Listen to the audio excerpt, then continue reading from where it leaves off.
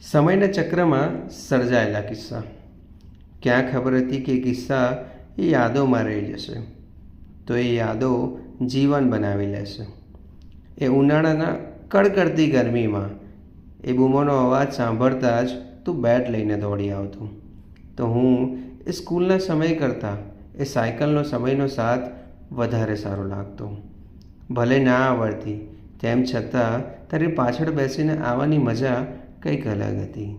તો એ બેલ પહેલાં જ તારું ટિફિન ખાલી થતું, તો એ કેન્ટીનની લાંબી લાઈનમાં તું ઊભો રહેતો, તો એ ચાલુ ક્લાસમાં બહાર જવાની સજા મને મળતી, તો એ સંસ્કૃતના પુઠ્ઠામાં હિન્દીની ચોપડી રાખવાની મજા ક્યાંક અલગ હતી. આવું કરતાં કરતાં દિવસ પતી ગયા, જ્યાં દિવસ ટૂંકો પડતો અને મજા ખૂટતી. આજે પણ એ કિસ્સાઓ કોઈ આલ્બમમાં નથી, પણ યાદોમાં છે.